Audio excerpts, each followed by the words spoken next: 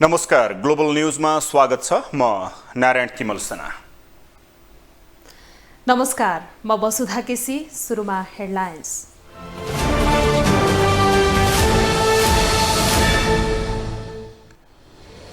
एमालेको तर्फबाट सरकारमा सहभागी मन्त्रीले बुझाए राजीनामा, सरकारलाई दिएको समर्थन फिर्ता।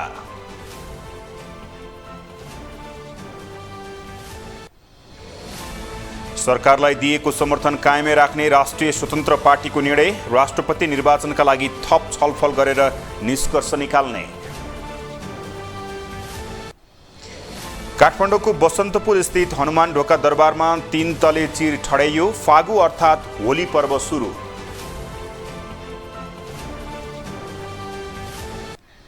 भारतको राजधानी नयाँ दिल्लीका उप मुख्यमन्त्री सिसोदिया पक्राउ, मदिरा सम्बन्धी नीति संशोधन गरी ठूलो रकम घोटाला गरेको आरोप। र सात बाटो र मच्छिन्द्र फुटबल क्लब केपी ओली राष्ट्रिय फुटबल प्रतियोगिताको फाइनलमा उपाधिका लागि बुधबार प्रतिस्पर्धा।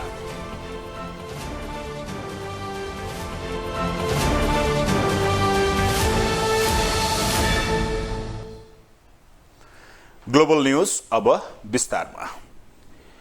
नेकपा माओवादी केन्द्रका अध्यक्ष पुष्पकमल दाहाललाई प्रधानमन्त्री बनाएको 2 महिनामै सत्ता साझेदार दल नेकपा एमाले सरकारबाट बाहिरिएको छ। सरकारलाई दिएको समर्थन फिर्ता लिँदै सत्ताबाट बाहिरिने सचिवालय बैठकको निर्णयपछि नेकपा एमालेका मन्त्रीहरूले प्रधानमन्त्री पुष्पकमल दाहाललाई राजीनामा बुझाएका छन्। गत पुस 10 गते माओवादीसँग नयाँ गठबन्धन गरेर 1.5 वर्षपछि सत्तामा फर्किएको एमाले 2 महिनाको छोटो अवधिमै सत्ताबाट बाहिरिएको छ। प्रधानमन्त्री तथा नेकपा माओवादी केन्द्रका अध्यक्ष पुष्पकमल दाहालसँग सत्ताका लागि साझेदारी गरेको 2 महिनामै सत्ता साझेदार दल नेकपा एमाले सरकारबाट बाहिरिएको छ। सोमबार बिहान बसेको एमालेको सचिवालय बैठकले सरकारबाट बाहिरिने निर्णय गरेपछि एमालेका मन्त्रीहरूले प्रधानमन्त्री पुष्पकमल दाहाललाई राजीनामा बुझाएका छन्। दाहाल सरकारमा एमालेबाट 8 जना मन्त्रीहरू थिए। सरकारमा एमालेको नेतृत्व गरेका उपप्रधान तथा अर्थमन्त्री विष्णु पौडेल, स्वास्थ्य मन्त्री पदम गिरी, रक्षा मन्त्री हरि उप्रेती, महिला बालबालिका तथा ज्येष्ठ नागरिक मन्त्री भगवती चौधरी, परराष्ट्र मन्त्री विमला राई पौड्याल, कृषि मन्त्री ज्वाला कुमारी शाह, उद्योग वाणिज्य तथा आपूर्ति मन्त्री दामोदर भण्डारी र भूमि व्यवस्था तथा सहकारी मन्त्री राजेन्द्र कुमार राईले बालुवाटार पुगेर प्रधानमन्त्री दाहाललाई राजीनामा बुझाएका हुन्। एमालेले प्रधानमन्त्री पुष्पकमल दाहालले पुस 10 गतेको भद्र सहमति तोडेपछि सत्ता छोड्ने र समर्थन फिर्ता लिने निर्णय गरेको बताएको छ। जुन प्रकारको सहमति भएको थियो त्यो सहमति कार्यान्वयन गर्नुको सट्टा, सहमति अनुरूप अगाडि बढ्नुको सट्टा सहमति कार्यान्वयन गर्न नसक्ने त्यो अभिव्यक्ति प्रधानमन्त्रीले दिँदै आउनुभयो र अन्ततः वास्तवमा त्यो सहमतिभन्दा पृथक ढङ्गले अरू दलहरूसँग सहमति कायम गर्दै चाहिँ राष्ट्रपतिको उम्मेदवारमा नेपाली कङ्ग्रेसलाई चाहिँ समर्थन गर्ने चाहिँ त्यो निष्कर्षमा उहाँहरू पुग्नुभयो। यसअघि पुस 10 गतेको सहमति अनुसार राष्ट्रपति आफूले पाउनुपर्ने अडानमा रहेको एमाले प्रधानमन्त्री दाहालले राष्ट्रपतिमा काङ्ग्रेसलाई सघाउने निर्णय गरिसक्दा पनि सत्ताबाट बाहिरिएको थिएन। राष्ट्रपति चुनावमा माओवादीले आफ्ना उम्मेद्वारलाई सघाउने एमालेको अपेक्षा थियो। काङ्ग्रेस, माओवादी, एकीकृत समाजवादी र जनता समाजवादी सहित 8 दलको नयाँ समीकरण बनिसक्दा पनि प्रधानमन्त्री दाहाललाई दिएको समर्थन कायमै राखेको एमाले अहिले भने सत्ताबाट बाहिरिएको हो। एमालेले प्रधानमन्त्री दाहाल आफ्ना मन्त्रीहरूमाथि कठोर हुन थालेपछि सत्ताबाट बाहिरिनु परेको बताएको छ। परराष्ट्र मन्त्रीलाई जेनेभा जान रोकेपछि आक्रोशित बनेको एमालेले प्रधानमन्त्री दाहालले आफ्ना मन्त्रीलाई हटाउने तयारी गरेपछि सरकारबाट बाहिरिनु परेको बताएको छ।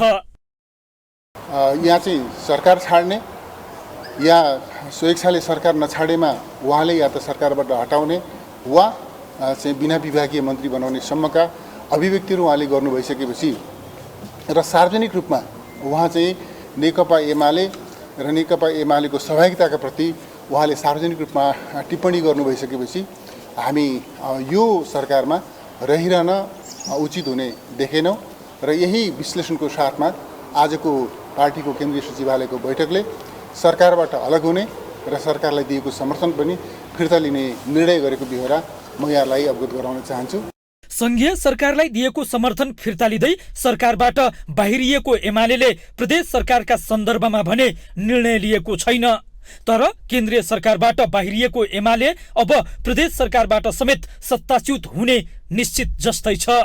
ग्लोबल टेलिभिजनका लागि क्यामेरामा नरेश मोक्तानका साथमा कैलाश कठायत, काठमाडौँ। यता नेकपा एमाले सरकारलाई दिएको समर्थन फिर्ता लिएको छ र आफ्ना मन्त्रीहरूलाई फिर्ता बोलाएको छ। तर राष्ट्रिय स्वतन्त्र पार्टीले भने सरकारलाई दिएको समर्थन कायमै राख्ने भएको छ। पार्टी केन्द्रीय कार्यालय वसुन्धरामा बसेको पार्टीको केन्द्रीय कमिटीको बैठकले यस्तो निर्णय गरेको छ। बैठकले उपयुक्त समय नआउन्जेलसम्मका लागि सरकारलाई दिएको समर्थन यथावत राख्ने निर्णय भएको पार्टीका सहमहामन्त्री कविन्द्र बुर्लाकोटीले बताउनु भएको छ। उहाँले बैठकले राष्ट्रपति निर्वाचनका लागि नेकपा एमाले र नेपाली कांग्रेस दुवै दलले सहयोग मागे पनि अहिलेसम्म पार्टीले कसलाई समर्थन गर्ने भन्ने बारेमा कुनै निर्णय लिइ नसकेको स्पष्ट पार्नुभयो। राष्ट्रपतिको निर्वाचनमा दलहरू बीचमा राष्ट्रिय सहमति गर्ने प्रयास भइराखेको छ।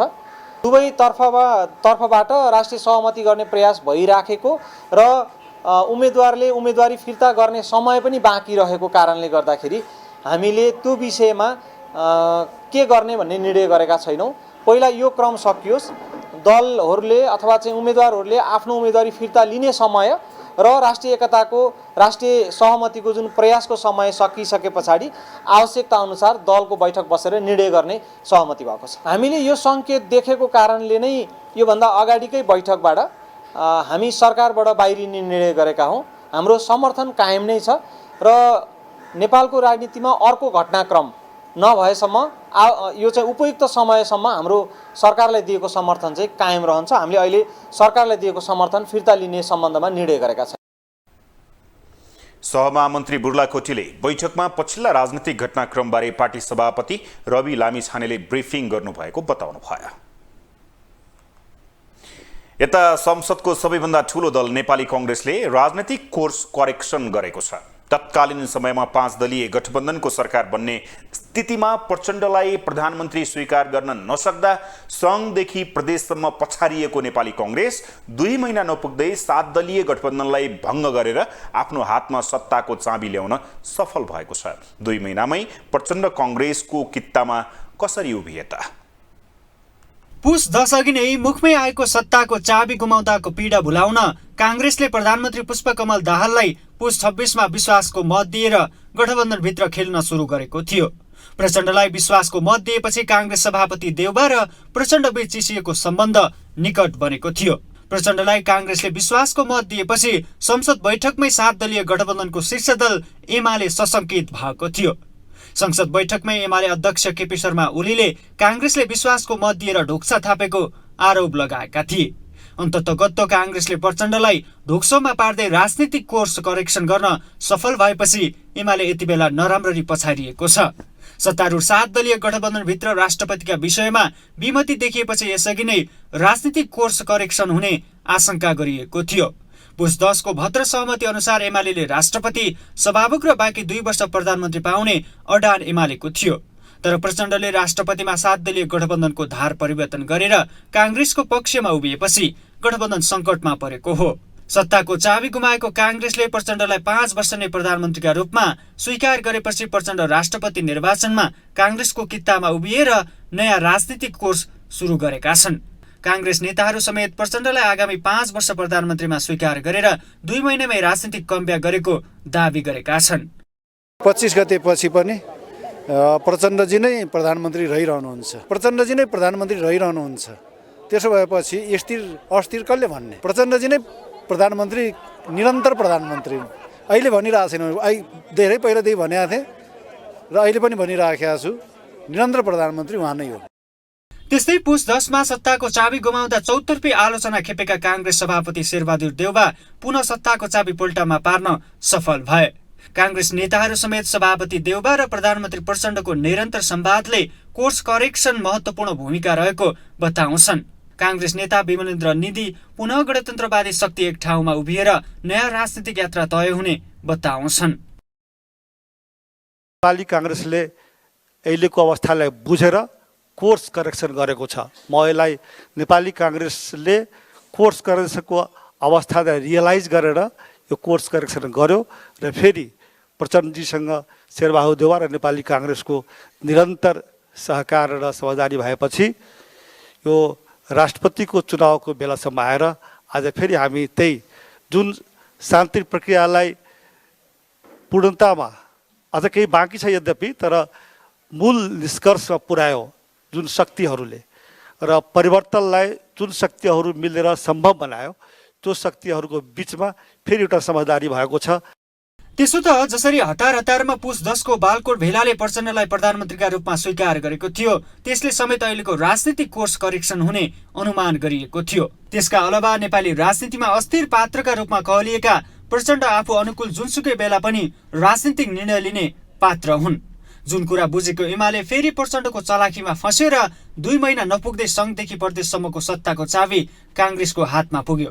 ग्लोबल टेलिभिजन HD का लागि क्यामेरामा सञ्जय खड्काका साथमा विनोद विक्रम भण्डारी, काठमाडौँ।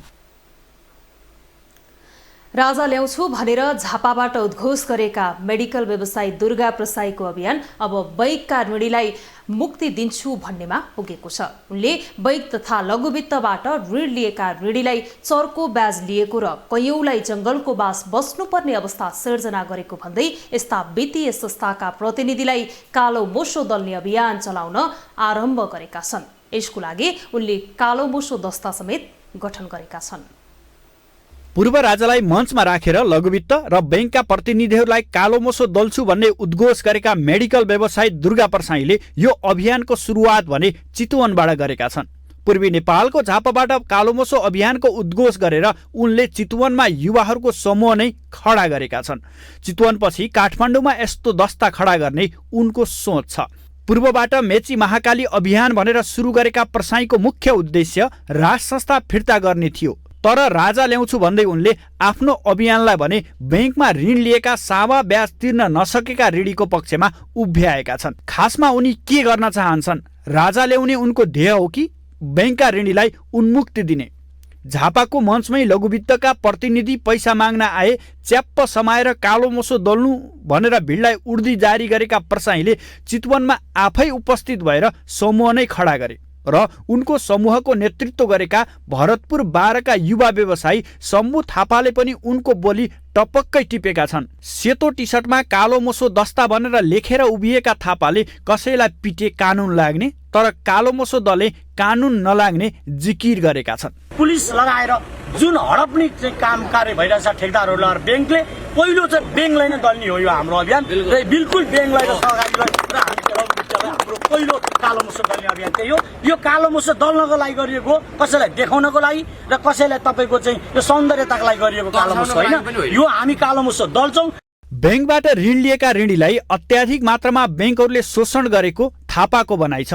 उनले बैंकहरूले ऋणीको शोषण गरेको भन्दै यस्ता बैंक तथा लघुवित्त संस्थाका प्रतिनिधिहरूलाई कारबाही गर्ने चेतावनी दिएका छन्। उनले बैंकको ऋण तिर्छु भन्दा पनि धरपकड गर्नेलाई कालोमोसो दल्छु भनेर खुलेआम चुनौती पनि दिएका छन्। तर चितवनमा प्रसाईकै सामु यस्तो दस्ता खडा भए पनि यो समूह आफूले खडा गरेको भनेर मान्न भने व्यवसायी दुर्गा प्रसाई आनाकानी गरिरहेका छन्। उनले सञ्चार माध्यमलाई चितवनकै समूहले दस्ता खडा गरेको बताएका छन्।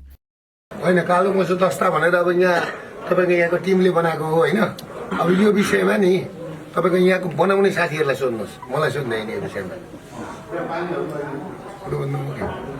तर थापाले भने दुर्गा प्रसाईको अभियान भनेर कालोमोसो दस्तालाई चिनाएका छन्। राजा ल्याउँछु भनेर सुरु गरिएको मेची महाकाली अभियान चितवनसम्म आइपुगेको प्रसाईको दाबी छ। उनले चितवनमा नै लघुवित्तका ऋणी जंगलमा बास बस्नु परेको भन्दै चितवनले यसको समाधान दिएको भए आफू आउनै नपर्ने बताएका छन्। यसो भए प्रसाईको अभियान राजा ल्याउने हो कि ऋणी उन्मुक्ति दिने हो? कैयौं मानिसहरू स्वयं प्रसाई पनि ऋणको भारबाट किचिएकाले यसको मुक्तिका लागि बैंकलाई थर्काएर मुक्तिको बाटोमा हिँडेको आरोप लगाइरहेका छन्। र राजा ल्याउँछु भन्दा भन्दै बैंकलाई लक्षित गरेर प्रसाईले अभियान चलाउन थालेपछि जनताको मुक्ति भन्दा पनि आफ्नै मुक्तिको खोजीमा प्रसाई लागेको हो कि भन्ने स्वाभाविक प्रश्न उब्जिएको छ। उनले कालो मोसो दल्छु भनेर बैंकलाई तर्साएर ऋणको ब्याज नतिर्ने र बैंकलाई आफ्नो नजिक आउनै नसक्ने वातावरण बनाउन लागेको देखिन्छ। यसका लागि उनले पूर्व राजालाई समेत प्रयोग गरेको देखिन्छ। कुनै समय प्रचण्ड र ओलीको धाप पाएका परसाई सधैँ शक्तिको आडमा रहेर आफूलाई उच्च स्थानमा राख्ने गर्दछन्। उनी यसपटक भने पूर्व राजाको शरणमा पुगेर राजनीतिक पार्टी र बैंकहरूलाई नै चुनौती दिइरहेका छन्। नेकपा एमाले सत्ताबाट बाहिरिएपछि परराष्ट्र मन्त्री बिमला राई पौडेलले राजीनामा दिएकी छिन्। तर जाँदा जाँदै उनले जेनेभा जान नपाएको झोकमा प्रधानमन्त्री पुष्पकमल दाहालमाथि आक्रोश पोखेकी छिन्। सोमबार राष्ट्रिय सभाको बैठकमा पौडेलले आफूलाई जेनेभा जान किन नदिएको भन्दै प्रधानमन्त्री दाहाललाई प्रश्न गरेकी छिन्। राष्ट्रसङ्घीय मानव अधिकार परिषदको 52औं सत्रमा सहभागी हुन आइतबार साँझ परराष्ट्र मन्त्री बिमला राई पौड्याल जेनेभा जाने कार्यक्रम थियो। तर हवाई यात्रा सुरु हुन ठिक 3 घण्टा अघि प्रधानमन्त्री पुष्पकमल दाहालले उनलाई जेनेभा जानबाट रोकेका थिए।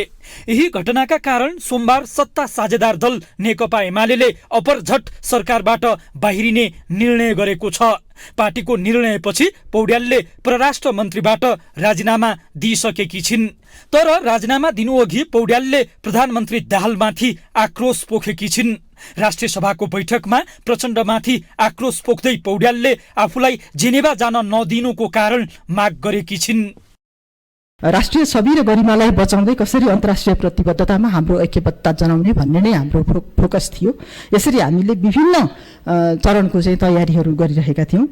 तर अन्तिम समयमा गएर अब प्रधानमन्त्रीज्यूले चाहिँ नजानु भनेर एडभाइस गर्नुभएकोले म आफूले नेतृत्व गरेर जान सकिनँ। त्यो भएर चाहिँ मेरो यो भ्रमण चाहिँ म आफू चाहिँ फिर्ता भएँ र त्यसपछि अरू टोली जानु भएको छ। मन्त्री पौड्यालको ठाउँमा पूर्व मन्त्री गोविन्द कोइराला बन्दीले नेपाली टोलीको नेतृत्व गरेर जेनेभा गएका छन्।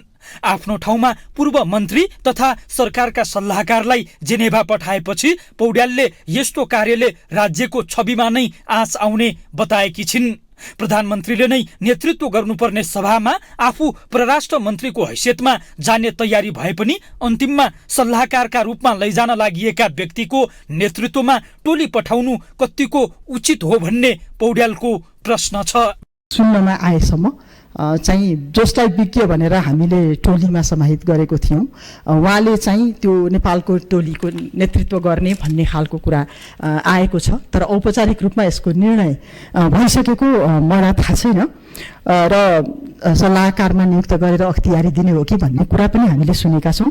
तर यसको कानुनी हैसियत के हो, कार्यकारीले नेतृत्व गर्ने सभामा सल्लाहकारले नेतृत्व गर्न मिल्छ कि मिल्दैन अथवा विज्ञले नेतृत्व गर्न मिल्छ कि मिल्दैन, यस्ता केही कानुनी कुराहरू छन् जसलाई प्रश्न पार्नुपर्ने जरुरी हुन्छ। प्रधानमन्त्री दाहालको यस्तो कार्यले आफूलाई अपमान भएको पौड्यालको गुनासो छ। तर प्रधानमन्त्री दाहालले भने आफूले कुनै अपमान गर्न नखोजेको बताएका छन्। सोमबार राजीनामा बुझाउने क्रममा प्रधानमन्त्री दाहालले पौड्याललाई आफूले अपमान गर्न नखोजेको प्रश्नोक्ति दिएका छन्। ग्लोबल टेलिभिजनका लागि क्यामेरामा सञ्जय खड्काका साथमा कैलाश कठायत, काठमाडौँ। काठमाडौँको बसन्तपुर स्थित हनुमान ढोका दरबारमा 3 तले चिर ठडाइएको छ। बसन्तपुर स्थित हनुमान ढोका दरबारको गद्दी बैठकको दक्षिणतर्फ आज 3 तले चिर ठडाइएपछि देशभर फागु अर्थात् होली पर्व सुरु भएको मान्ने गरिन्छ। आज बिहान 7:45 को साइतमा मानन्धर समुदायले रङ्गीचङ्गी ध्वजासहितको चिर ठडाएर र एक अर्कालाई अबेर दलेर होली पर्व सुरु भएको जनाउ दिएका हुन्। आज पशुपतिनाथ हनुमान ढोकाको दरबारको सुन्दरी चोक, ललितपुरको पाटन दरबार क्षेत्रको कृष्ण मन्दिर प्राङ्गणमा पनि रङ्गीचङ्गी कपडा झुन्याइएर होली सुरु भएको जनाउ दिने गरिन्छ। चिर ठडाइएपछि मानन्धर समुदायका सदस्य गजेन्द्र मानन्धरले असत्यमाथि सत्यको जितको रूपमा ठडाइएको बताउनुभयो। उहाँले चिर ठडाइसकेपछि विधिवत रूपमा होली पर्व सुरु भएको मानिने बताउनुभयो। चाहिँ होली सुरु भयो भने जनाउको लागि चाहिँ यो अगाडि बढाइन्छ। यसको अब एकिन डेट चाहिँ यतिबाट नै मतलब सुरु भयो भने छैन। यो विशेष गरेर यो धालसीको मानन्धर सनागु थलका चाहिँ गुठियारहरू चाहिँ यो यसको व्यवस्थापन सबै यस वर्षको होली पर्वको मुख्य दिन फागुन 22 र 23 गते परेको छ। 22 गते हिमाली तथा पहाडी जिल्लामा र 23 गते तराई जिल्लामा होलीको सार्वजनिक बिदा समेत दिएको छ। बाल यौन दुरुपयोगको मुद्दामा उच्च अदालत पोखराबाट सफाई पाएर अभिनेता पूर्ण विक्रम शाह अर्थात् पल शाह रिहा भएका छन्। नाबालिग बलात्कारको आरोप लागेपछि 2078 साल फागुन 15 गते जिल्ला प्रहरी कार्यालय तनहुँमा आत्मसमर्पण गरेका उनी आज फागुन 15 गते नै रिहा भएका हुन्। शाहलाई उनका कानुन व्यवसायी कमला मोहन वाग्ले र परिवारका सदस्यले जिम्मा लिएका छन्। उनीहरूले खादा र माला लगाएर पलको स्वागत गरेका थिए। 2078 साल फागुन 15 गते जिल्ला प्रहरी कार्यालय तनहुँमा जेल चलान भएका अभिनेता पल शाह त्यसको 1 वर्षपछि अर्थात् फागुन 15 मै जेलमुक्त भएका छन्। बलात्कारको आरोप लागेका शाहमाथि अभियोग दाबी नपुग्ने ठहरसहित उच्च अदालत पोखराले उनलाई आइतबार सफाई दिएको थियो। जेलमुक्त गर्न अदालतले गरेको आदेश अनुसार उनी सोमबार छुटेका हुन्। बलात्कारको आरोपमा जाहेरी परेपछि पलले गत वर्षको 15 फागुनमा आजकै दिन जिल्ला प्रहरी कार्यालय तनहुँमा पुगेर आत्मसमर्पण गरेका थिए। पलको स्वागतका लागि तनहुँ कारागार बाहिर समर्थकहरूको भिड लागेको थियो। उनीहरूले पल शाह हाई हाई पललाई न्याय भयो भन्दै नाराबाजी समेत गरिरहेका थिए।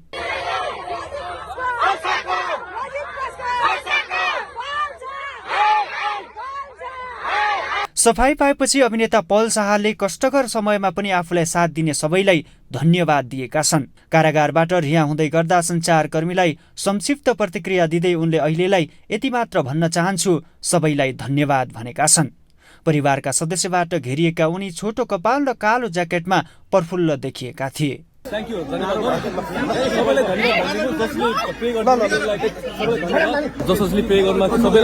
कारागार बाहिर उभिएका फ्यानहरूलाई हेरेर अभिवादन गरेका उनी खुसी देखिन्थे। उनलाई बहिनी रोशनीले गाडीसम्म आइपुग्न साथ दिएकी थिइन्। पल निकट संगीतकार युगेश काजीका अनुसार पल आज पोखरा लाग्ने भएका छन्। एक दिन पोखरामा आराम गरेर भोलि मात्र काठमाडौँ आइपुग्ने तयारी छ। बाल यौन दुरुपयोग मुद्दामा तनहुँ जिल्ला कारागारमा 2 वर्ष 6 महिनाको जेल सजाय काटिरहेका शाह उच्च अदालतले सफाई दिएपछि रिहाई भएका हुन्। उनका निकट साथीहरूका अनुसार छिट्टै फिल्ममा फर्किने पलको चाहना छ, तर साथीहरूले केही समय आराम गरेर मात्र अभिनयमा फर्कन सुझाव दिएका छन्। यसअघि नवलपुर जिल्ला अदालतले शाहलाई बाल यौन दुर्व्यवहारमा दोषी ठहर गर्दै 2.5 वर्ष कैद सजाय गरेको थियो। बलात्कारको अभियोग दर्ता भएपछि नवलपुर जिल्ला अदालतले बाल यौन दुर्व्यवहारमा दोषी ठहर गरेको थियो। तनहुँ जिल्ला अदालतले भने शाहलाई निर्दोष ठहर गरेको थियो। एउटै व्यक्तिले शाह विरुद्ध 2 वटा जिल्लामा बलात्कारको उजुरी दिएकी थिइन्। प्रहरीमा बलात्कारको उजुरी दिएकी जाहेरवालाले अदालतमा भने उजुरी झुटो भएको बकपत्र गरेकी थिइन्, जुन आधारले पललाई राहत मिलेको हो। ग्लोबल टेलिभिजन एचडी का लागि क्यामेरामा निर्मल तिमिल सेनाका साथमा विनोद विक्रम भण्डारी, काठमाडौँ। मिनी संसदको रूपमा हेरिने स्वतन्त्र विद्यार्थी युनियन सोभियोको निर्वाचन चैत्र 5 गते हुँदैछ। विगतका निकै चर्चामा रहने यो निर्वाचन यसपटक भने राष्ट्रिय राजनीतिको उतार चढावका कारण ओझेलमा परेको छ। फेरि पछिल्लो समय मुद्दाविहीन बनेको विद्यार्थी आन्दोलन र निर्वाचन पनि सुनसान बनेको हो। सोभियोकै औचित्यमाथि प्रश्न उठिरहेको बेला 17 वर्षपछि हुन लागेको यो निर्वाचन पटक पटक सर्दै हुन लागेको हो।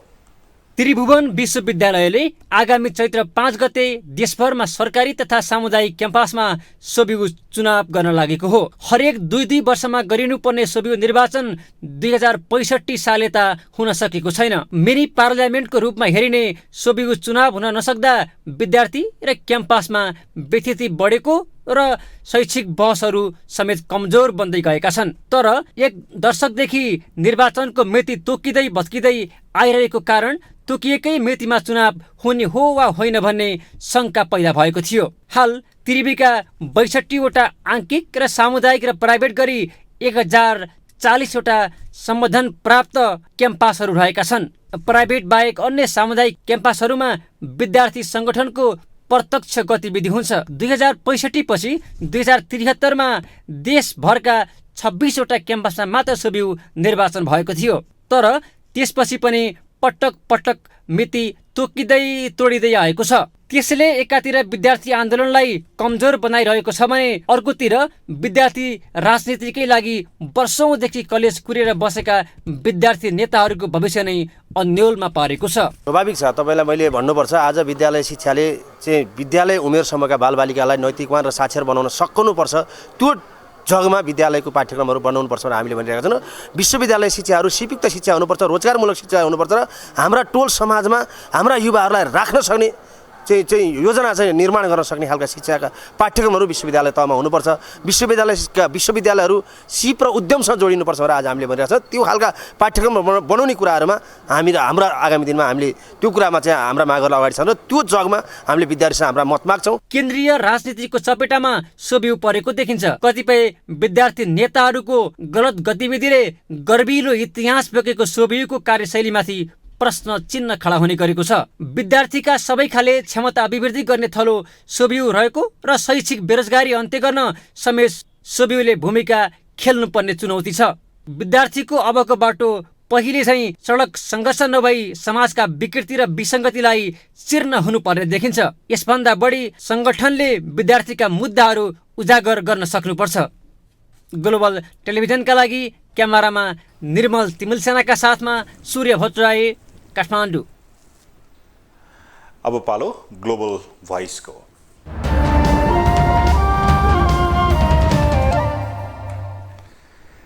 पञ्चायतकालमा राजनैतिक दलहरू भूमिगत रहँदा मुलुकको प्रजातान्त्रिक आन्दोलनको प्राय बनेको स्वतन्त्र विद्यार्थी आन्दोलन पछिल्लो समय ओझेलमा पर्दै आएको छ। दलहरू खुला राजनीतिमा आउनु तथा विद्यार्थी संगठन र स्वतन्त्र विद्यार्थी युनियन शैक्षिक मुद्दामा केन्द्रित हुन नसक्दा सोभियुको आवश्यकता कम हुन पनि स्वाभाविक नै हो। यसै सन्दर्भमा हामीले आजको ग्लोबल भोइसमा सोधेका छौँ, पछिल्लो समय स्वतन्त्र विद्यार्थी युनियन सोभियुको आवश्यकता कतिको देख्नु भएको छ? स्वतन्त्र विद्यार्थी युनियन आफैमा नेपालको विद्यार्थी आन्दोलनको सबैभन्दा एउटा सशक्त, एउटा उत्सवमय एउटा चुनाव हो। स्वतन्त्र विद्यार्थी युनियनको चुनाव नेपालको शैक्षिक प्रणाली धराशायी भएको अवस्थामा, वर्तमान अवस्थामा नेपालको शैक्षिक प्रणालीलाई नै आमूल रूपमा सुधार गर्नका निमित्त पनि स्वतन्त्र विद्यार्थी युनियनको चुनाव आफैमा अपरिहार्य छ, नितान्त आवश्यक छ। स्वतन्त्र विद्यार्थी युनियनको चुनाव यस ऐतिहासिक क्याम्पसमा विगत वर्षौँदेखि 2065 साल यता हुन नसकेको कारणले गर्दा त्रिचन्द्र क्याम्पसको गरिमा, यो उच्च शिक्षाको जननी क्याम्पस त्रिचन्द्रको गरिमा लाई हामीले कायम राख्न सकिरहेका छैनौँ। यो गरिमालाई कायम राख्नका निमित्त पनि स्वतन्त्र विद्यार्थी युनियनको चुनाव अत्यन्तै आवश्यक छ, नितान्त आवश्यक छ। शैक्षिक उन्नयन र चाहिँ समग्र आम जनजीविकामा प्रत्यक्ष सरोकार राख्ने विषयहरूमा चाहिँ विद्यार्थी आन्दोलनहरू अगाडि बढाउने पार्टीका सङ्गठनहरू पनि हुन्, जिम्मेवार हुन्। पार्टीका सङ्गठनहरूले पनि सोभि निर्वाचन आवधिक रूपमा गराउनेमा जिम्मेवार भएर चाहिँ आफूलाई उभ्याउनुपर्छ। नेभी सङ्घको यसले चाहिँ खास गरिकन के हो भन्दा यो चाहिँ विद्यार्थीहरूको कुण्ठित विचार र भावनाहरूको प्रतिनिधित्व गर्दै विद्यार्थी हक, अधिकार, न्याय र स्वतन्त्रताका लागि आवाजहरू बुलन्द गर्ने र देशमा शैक्षिक, सामाजिक र राजनीतिक रूपान्तरणका लागि इतिहासदेखि अहिलेसम्म अनवरत रूपमा लड्दै आएको एउटा विद्यार्थी सङ्गठन हो।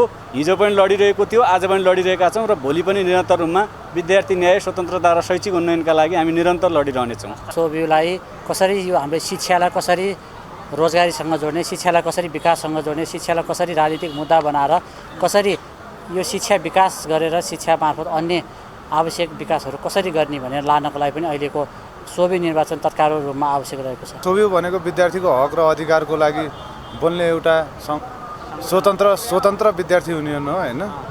सोभियु नभएसम्म कर्मचारीको आफ्नो अधिकार चलाउँछ, कर्मचारीले विधिति चलाउँछ कलेजमा। जस्तै यो 14 वर्ष सोभियु नहुँदै गर्दा हाम्रो कलेज ऋणमा डुबेछ भन्ने सुन्नमा आयो। अब पहिला अब जबसम्म सोभियु थियो तबसम्म कलेजमा त्यस्तो विधिति केही चलेको थिएन, सबै आफ्नो निरन्तर काम चल्थ्यो, कर्मचारीहरू पनि नियमित आउँथे, सोभियुले हेर्थ्यो, त्यो अनुसार चल्थ्यो। तर पछिल्लो समय जब 14-15 वर्ष सोभियु भएन, कर्मचारीहरूको मन परि चल्न थाल्यो। अब इकोनोमिक न्यूज।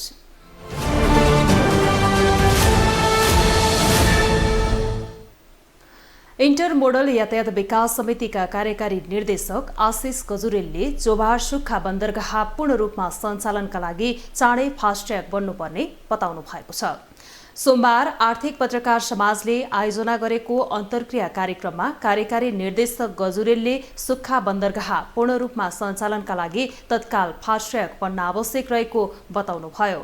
उहाँले बन्दरगाहमा व्यवसायीहरूले कन्टेनरमा ल्याउने सामान लामो बाटोबाट चोभार ल्याउनु भन्दा पनि वीरगञ्जबाट सिधै काठमाडौँ ल्याउन खोज्नु स्वाभाविक भएको बताउनुभयो।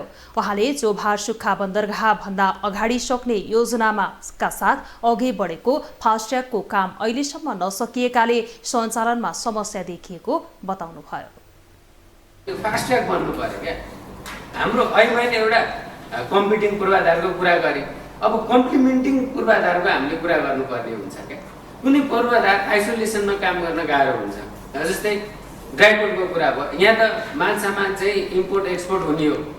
अब व्यवसायीलाई अब त्यही पृथ्वी राजमार्ग युज गर्दै कलङ्कीबाट यहाँ आउनलाई पनि त व्यापारीलाई त पैसा पनि हो र समय पनि हो नि उहाँको लागि त। किन समय चाहिँ खेरपाली यहाँ बेच्नु त काठमाडौँमै छ भन्ने पनि लाग्छ होला। त्यही भएर यस्तो पूर्वाधारहरू पनि बन्नु पर्यो।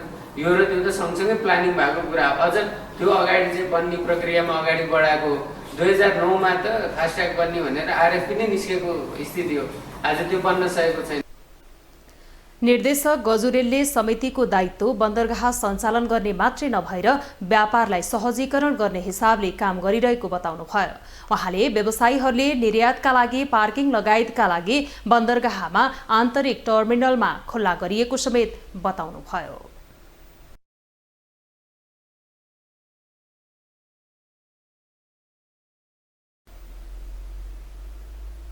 अब इन्टरनेशनल न्यूज।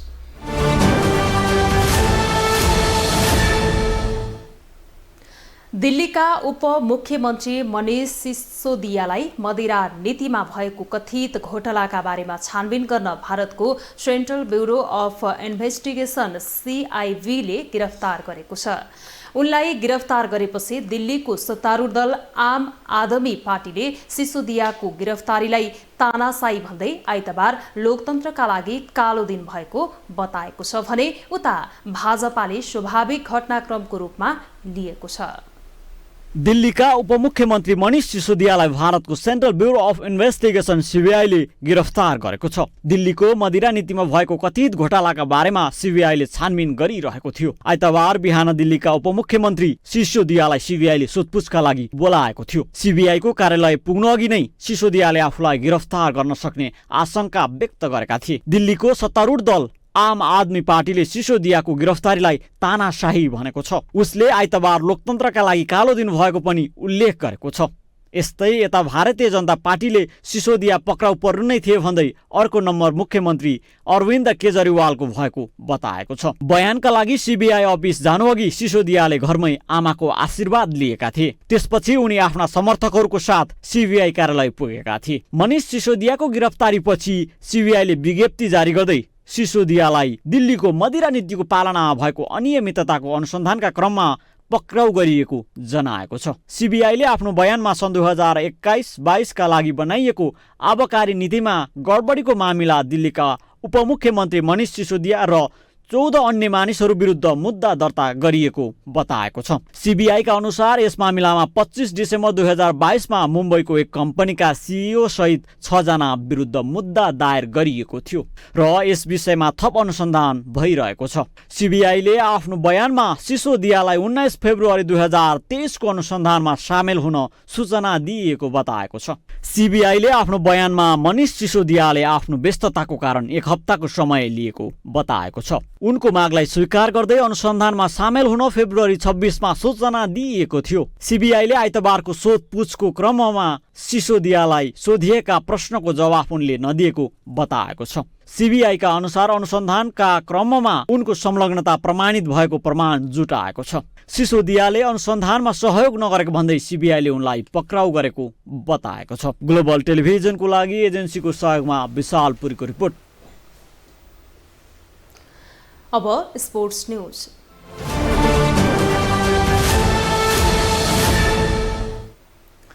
साधोबाटो युथ क्लब र मछेन्द्र फुटबल क्लबले केपी ओली राष्ट्रिय फुटबल प्रतियोगिताको उपाधिका लागि प्रतिस्पर्धा गर्ने भएका छन्।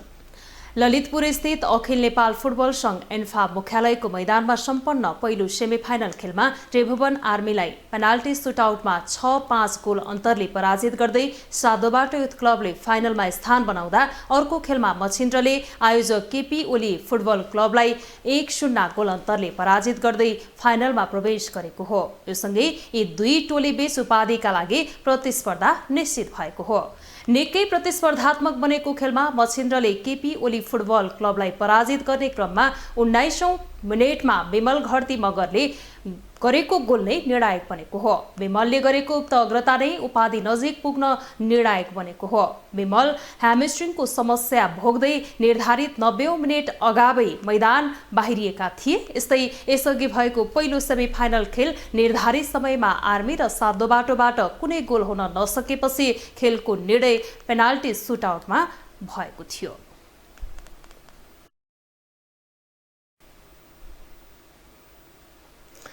आइसिसी अन्डर 19 विश्वकप क्रिकेट एसिया छनौटमा नेपालले हङकङलाई 9 विकेटले हराएको छ।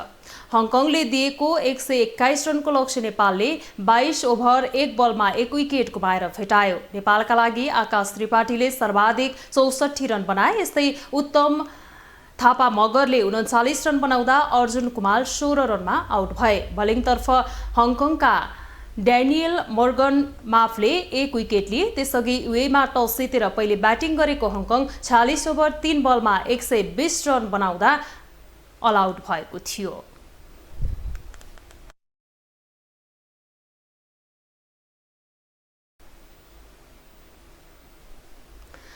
नेपाली क्रिकेट टिमका स्टार खेलाडी सन्दीप लामिछाने क्रिकेट खेल्न विदेश जान पाउने भएका छन्। सर्वोच्च अदालतले सन्दीपलाई धरौटीमा छाड्ने उच्च अदालत पाटनको आदेश सदर गर्दै क्रिकेट खेल्न विदेश जान अनुमति दिएको हो। नेपाली क्रिकेट टिमका स्टार खेलाडी सन्दीप लामिछानेले क्रिकेट खेल्न विदेश जाने अनुमति पाएका छन्। सर्वोच्च अदालतले क्रिकेट खेल्नकै लागि विदेश जान रोक लगाउन नहुने भन्दै सन्दीपको पक्षमा फैसला गरेको छ। घरेलु मैदानमा भएको त्रिकोणात्मक सिरिजका 4 खेलमा 13 विकेट लिएपछि सन्दीपलाई क्रिकेट खेल्नका लागि विदेश जान रोक लगाउन नहुने आवाज उठेको थियो। स्वयं सन्दीप पनि क्रिकेट खेल्न आफूले विदेश जान पाउनुपर्ने भन्दै सर्वोच्च पुगेका थिए। नेपाली टोली लिग 2 को त्रिकोणात्मक सिरिजका लागि अहिले युएईमा छ। अदालतले विदेश जान अनुमति नदिएका कारण सन्दीप अहिले नेपालमै छन्। सोमबार न्यायाधीश सपना मल्ल प्रधान र कुमार चौडालको संयुक्त इजलासले सन्दीपलाई क्रिकेट खेल्न विदेश जान अनुमति दिएपछि अब सन्दीपलाई युएई जाने बाटो खुलेको छ। उपरोक्त तत्काल प्राप्त प्रमाणका आधार कारणबाट प्रतिवादीलाई थुनामा नै राखी पूर्वपक्ष गर्नुपर्ने सम्मको अवस्था नभई निज प्रतिवादी सन्दीप लामिछानेसँग 20 लाख धरोट माग गर्ने गरी र आदेशको प्रकरण नम्बर 21 को क बाहेकका अन्य बुदामा उल्लेखित निषेधात्मक आदेशका हकमा पछि प्राप्त प्रमाणबाट अन्यथा देखिएमा सोही बेमोजिम हुने गरी उच्च अदालत पाटनले मिति 79/28 मा गरेको आदेश मिलेको देखिँदा सो हदसम्म केही परिवर्तन गरिरहन परेन। सर्वोच्च अदालतले सन्दीपलाई 20 लाख धरोटीमा छाड्ने उच्च अदालत पाटनको 28 पुसको आदेश समेत सदर गरेको छ। नाबालिग बलात्कारको मुद्दामा जिल्ला अदालत काठमाडौँले लामिछानेलाई पूर्वपक्षका लागि थुनामा पठाएको थियो। तर उच्च अदालत पाटनले त्यसलाई उल्टाएर सशर्त धरौटीमा छाड्न आदेश दिएको थियो। सरकारी वकिल कार्यालय उच्च अदालत पाटनको आदेश विरुद्ध सन्दीपलाई थुनामै राख्नुपर्ने भन्दै सर्वोच्च अदालत पुगेको थियो। न्यायाधीश प्रधान र चौडालको संयुक्त इजलासले उच्च अदालत पाटनको आदेश सदर गर्दै सन्दीपलाई थुनामा राख्न नपर्ने आदेश दिएको हो। सन्दीप लामिछानेलाई विदेशमा सहभागी हुनुपर्ने क्रिकेट खेलमा विदेश जान दिनु दिलाउनु एवं निजको राहदानी रोक्का भएको भए फुकुवा गरिदिनु भनी सम्बन्धित निकायमा लेखी पठाउनु र निज प्रतिवादी सन्दीप लामिछाने नेपालको तर्फबाट सहभागी भई कुनै पनि विदेशमा क्रिकेट खेल्न गएको भएमा सो खेल समाप्त भई उपलब्ध यातायात साधनबाट जस्तै हवाईजहाज स्वदेश फर्कन लाग्ने युक्तिसङ्गत म्याद बाहेक 15 दिनभित्र सम्बन्धित मुद्दा हेर्ने अदालतमा उपस्थित भई स्वदेश फर्किएको जानकारी दिनु दिलाउनु तथा यस शर्तको उल्लङ्घन गरेमा उक्त सुविधा फिर्ता लिने भन्ने बेहोराको जानकारी निज प्रतिवादी सन्दीप लामिछानेलाई गराउनु। यस्तै सन्दीपको मुद्दालाई फास्ट ट्र्याकबाट सुनवाई गरेर छिटो किनारा लगाउन सर्वोच्च अदालतले जिल्ला अदालत काठमाडौँलाई आदेश समेत दिएको छ। सर्वोच्चले गरेको फैसलामा सन्दीपको मुद्दा जबरजस्तीकरणीको भएको र सन्दीप एक राष्ट्रिय अन्तर्राष्ट्रिय खेलाडी भएकाले सबैको चासो रहेको हुँदा छिटो किनारा लगाउनु पर्ने उल्लेख छ। साथै सर्वोच्चले बन्द इजलासमा सुनवाई भएकाले आदेशको प्रतिलिपि जाहेरवाला र प्रतिवादी र वकिलहरू बाहेक अरूलाई उपलब्ध नगराउन तथा सामाजिक सञ्जालमा नराख्न पनि आदेश दिएको छ। ग्लोबल टेलिभिजनका लागि क्यामेरामा वेद श्रेष्ठका साथमा कैलाश कठायत, काठमाडौँ। ग्लोबल न्युजको अन्त्यमा अहिलेसम्मका हेडलाइन्स पुनः एकपटक।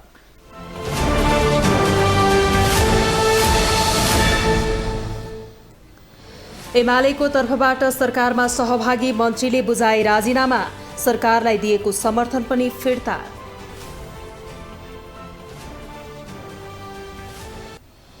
सरकारलाई दिएको समर्थन कायमै राख्ने राष्ट्रिय स्वतन्त्र पार्टीको निर्णय, राष्ट्रपति निर्वाचनका लागि थप छलफल गरेर निष्कर्ष निकाल्ने। काठमाडौँको बसन्तपुर स्थित हनुमान ढोका दरबारमा 3 तले चिर ठड्याइयो, फागु अर्थात् होली पर्व सुरु।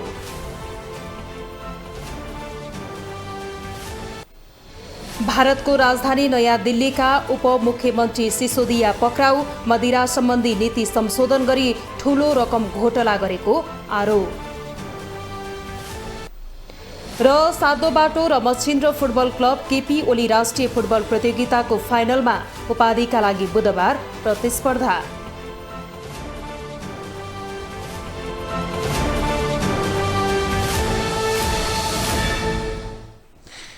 हवस् त अहिलेलाई ग्लोबल न्युज यति नै। ग्लोबल टेलिभिजन तपाईँ फेसबुक तथा युट्युबमा पनि प्रत्यक्ष हेर्न सक्नुहुनेछ। ग्लोबल टेलिभिजन हेर्दै गर्नुहोला। नमस्ते।